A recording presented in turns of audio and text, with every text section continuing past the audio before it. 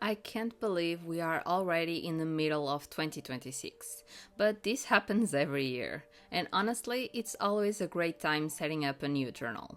So, this time, since the last half of this year starts at a very unpleasant season for me, that is summer, I decided to try and romanticize it a little bit to see if I can appreciate it a little more. And when I say romanticize, I mean bring a little magic to it. So, of course, I had to do a fairy theme to get me through the season. Hi, I'm Juliana and welcome back to another video. Today we are setting up a new journal for the second half of 2026 and I'm using this Tifosi journal. I believe this is one of the old designs, but this year I'm trying to keep all my journals brown, so I got this one. This is the A5 Moon Butterfly dot grid notebook in brown. And aside from the beautiful cover, it has 190 pages with 160 GSM, 2 bookmarks, a back pocket, an elastic enclosure, and a pen holder. Tifosi is not sponsoring this video, but I love their journals, so you can use my code to get a discount. Then, for the actual theme, I went a little shopping online and I got all these new stickers and a washi tape from Marigona Sully. And they are all in this summer vibe because I'm really trying to embrace it the best I can. Of course, I'm not going to use all of them because I'm not doing a really big setup, and I also want to use some of them in future for my reading journal or the monthly themes as well. So the main focus of this theme is of course the fairies, but I'm also using some cats as side characters because I love cats and I've been using them in my initial setups for this year, so I decided to continue using them as a common thing among the yearly setups. And of course, as usual, I'm doing collages for this setup. I talk about them all the time. It's the media I gravitate towards. I love drawing, but when I'm doing the setups, I really like using stationery, papers, washi tapes, stickers, and different things that bring different textures to the page. And I also love that the final result is always different. So again, I'm doing what, in my opinion, I do best, and that is collages. So as you can see, I went through my stash and I pulled out everything that matched the aesthetic. So anything green, pink, or kinda neutral like beige. And those things are going to act as a background for the stickers to sit on. For this cover page, I'm using the die-cut sticker that had all the 3 main fairies together because I'm using the individual die-cut stickers for each of them later on in the spreads. So this one I wanted to really put them together and show what this theme is all about. I tried to color match the papers to the stickers the best I could, and honestly I think I did a pretty good job because the green paper is the perfect color to match the green of the fairy that's sitting, and the pinkish lilac paper on the bottom is also a good match to the wings and the clothes on the fairy on the right.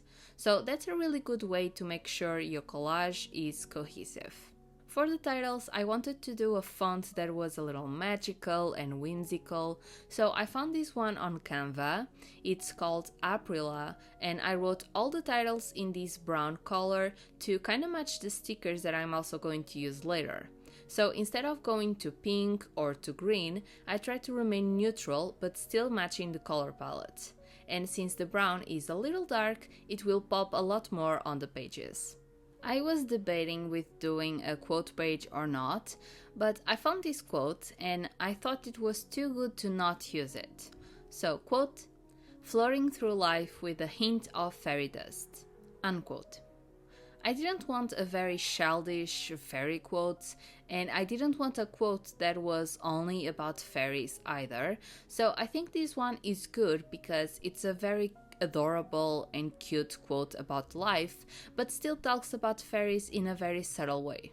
So since the cover page on the right is more complex because of the collage, I went a little more minimal on this one, just to balance things out, so I put the quote on the middle and a few stickers around it.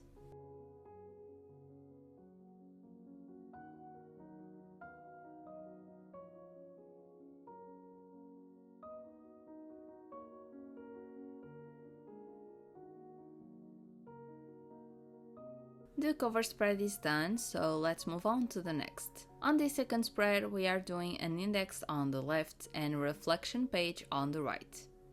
Now, I only do an index page because 1.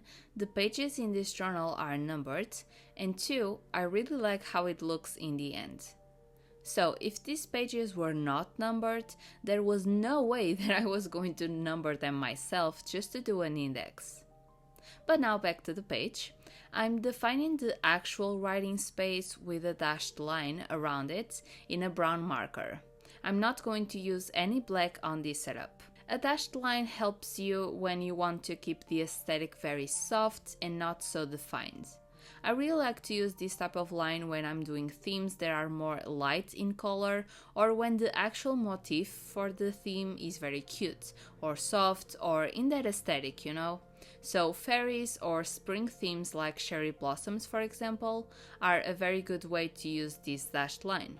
For the decoration on this page, I put washi tape from Marigana Sully on the bottom, together with a fairy cat and a plant. And then on the top, I'm doing a little collage as a background for the title.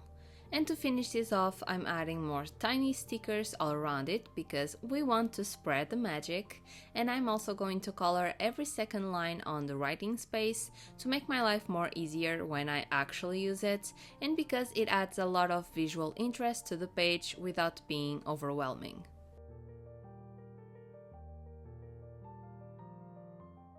For the reflection page, I'm using one of the fairies from the cover page. This is the one on the middle as decoration, and I'm doing a collage for her. This page is for me to write anything that I want to reflect on from the first half of the year. I'm trying to journal a little more this year, like really write about feelings and things like that, so incorporating this type of pages in the monthly themes and the yearly setups have been really good for me to build a habit, because otherwise I'm not writing anything. So I'm trying to really talk about my feelings and thoughts in these reflection pages. The sticker takes up a lot of space, but I get a little overwhelmed when I have a full page to write, so it's best to have less space than more space.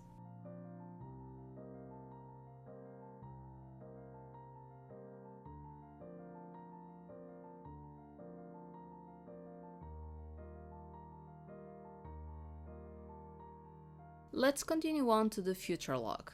This is basically a calendar. You have the months for the rest of the year in this case, and then a little space to write any important events, like birthdays, weddings, or something else that is relevant to you and it's scheduled months ahead.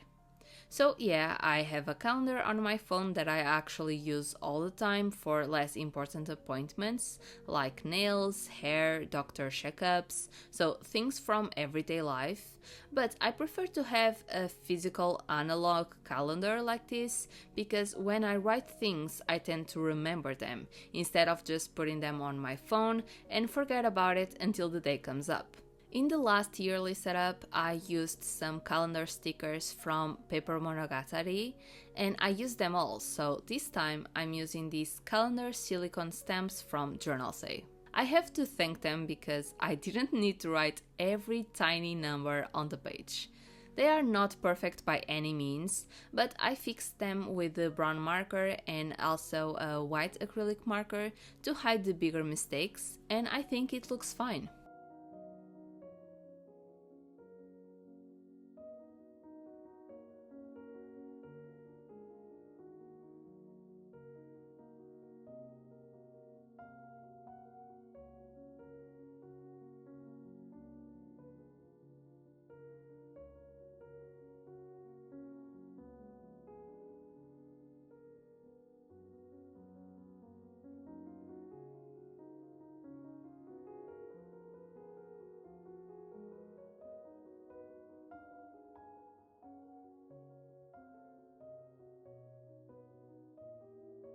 So when I was buying from Marigana Sully, I already decided the decoration that I was going to put on this spread. So my plan was to use the vases with the different plants at the bottom of each vertical section. So to ground them in some way and not make them just float around on the page, I put a strip of the solid color washi tape across the spread and the vases are going on top. This spread is already quite busy because of all the numbers and the titles, so I try to keep most of the decoration on the bottom part of the pages and not having so much, so just the washi tapes, the vases and some sparkles.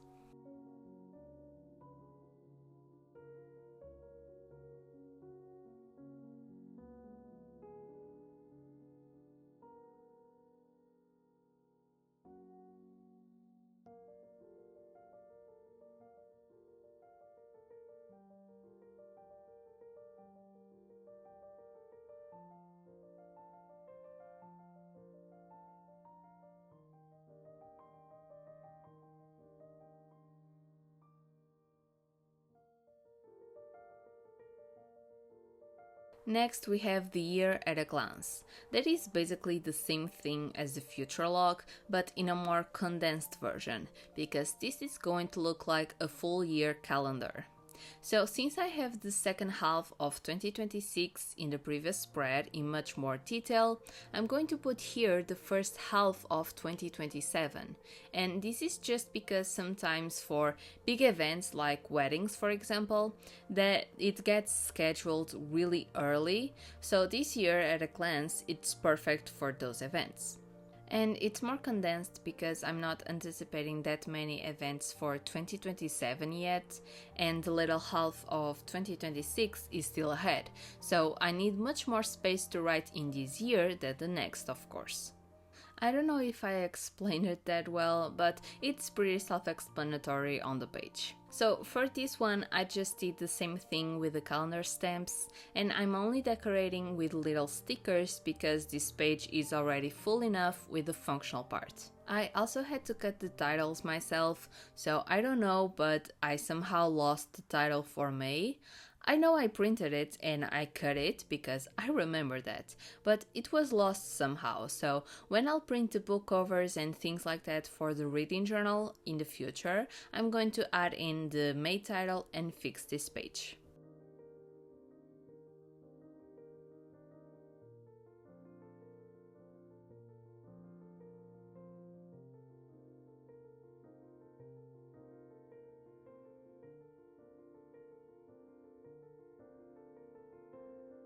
And now on the right page we have a summer bingo.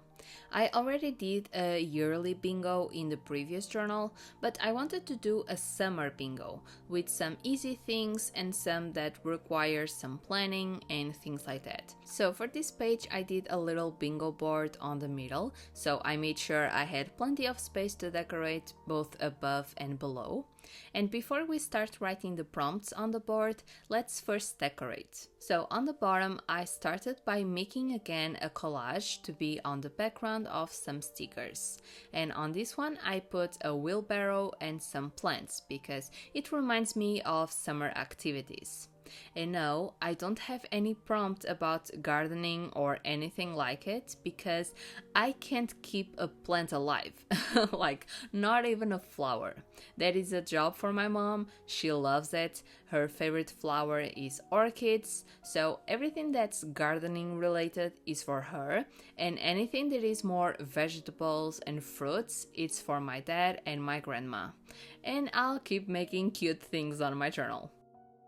So the prompts that I chose for this one are: make a summer playlist, do a movie marathon, watch the sunrise or sunset, make a bracelet or a charm for my phone, do a summer design for my nails, read a book outside, watch fireworks, visit a zoo or an aquarium, try a new summer recipe, light a candle, do a sleepover with my friends, take photos of a flower, go for a swim, play cards, eat ice cream, do a facial mask, try a new drink, do a puzzle.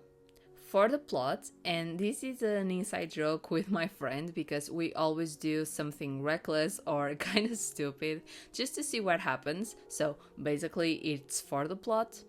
Then we have go to a flea market, try a new VR game. This is one that is a virtual reality experience in a place where I live and I want to try it out.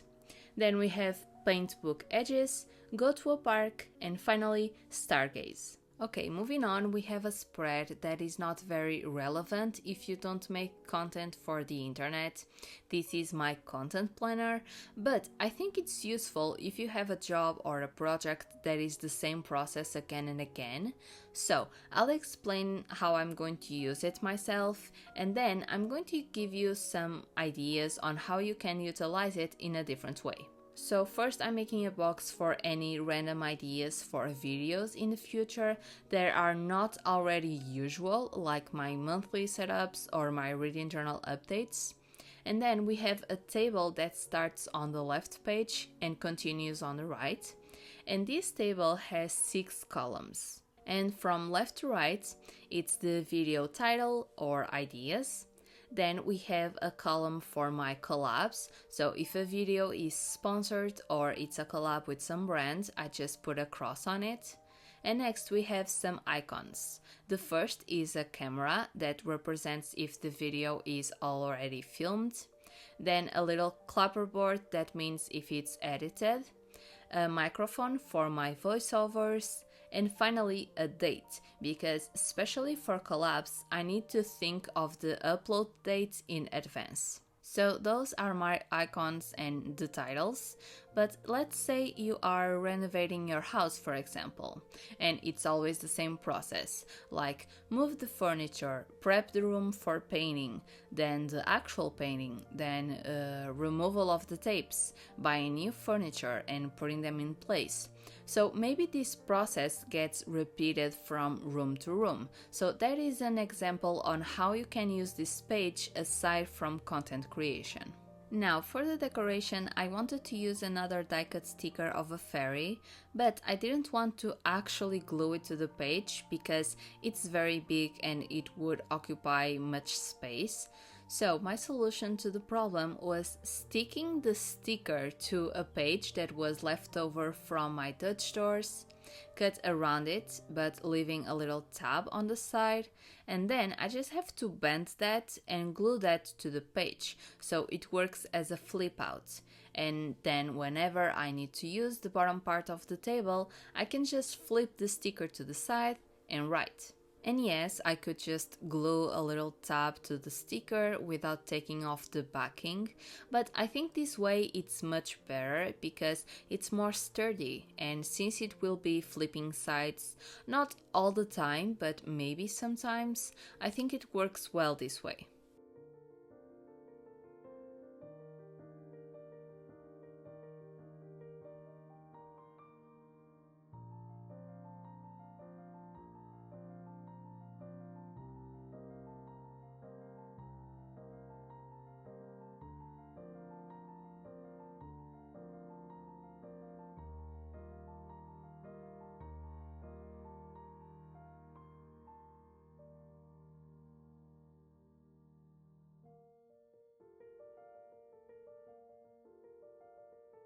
Moving on to the last spread of this setup, this one is going to be a mix of things. So starting on the left page, I'm making a gift section.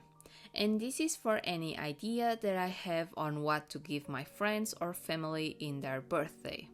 Not Christmas, because I make a different gift section for that in December. I would say I'm pretty good at gift giving. I love giving presents, but sometimes for certain people is a little hard because they don't need anything in particular or they don't say what they want in specific, so I'm left wondering. And this is where this page enters. Because let's say for my best friend, for example, anytime I go with her shopping or we are just talking about things, sometimes she mentions something that she wants or that she's thinking of buying herself.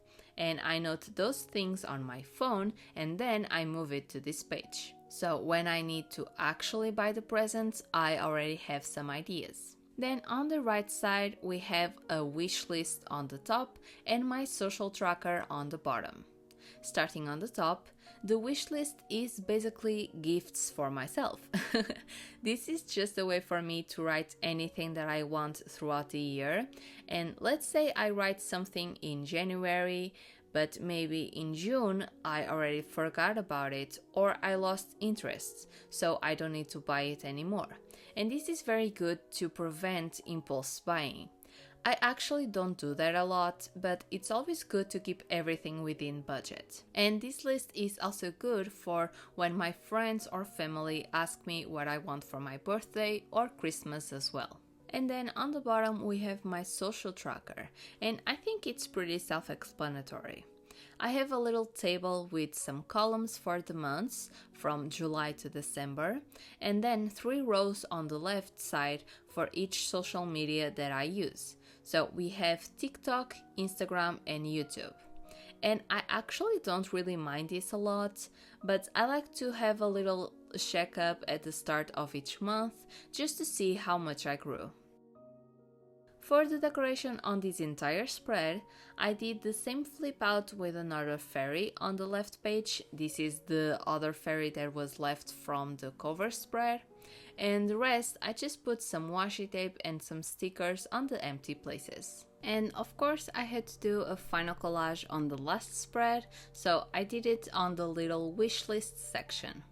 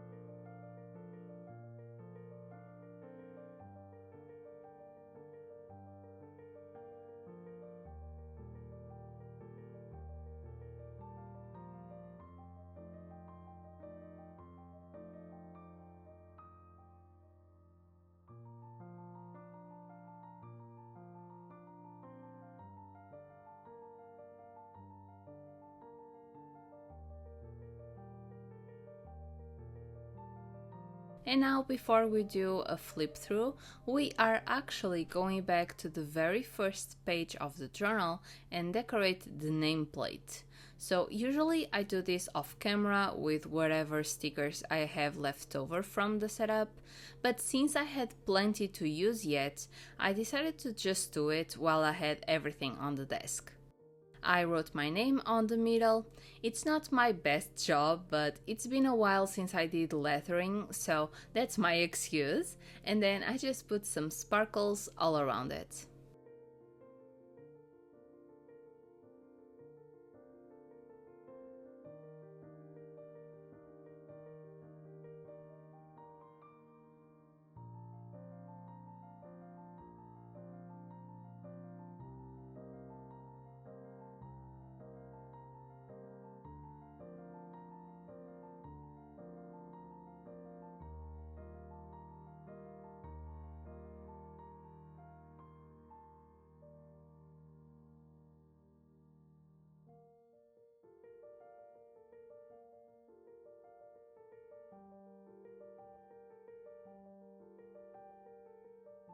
And now it's actually time for the final flip through.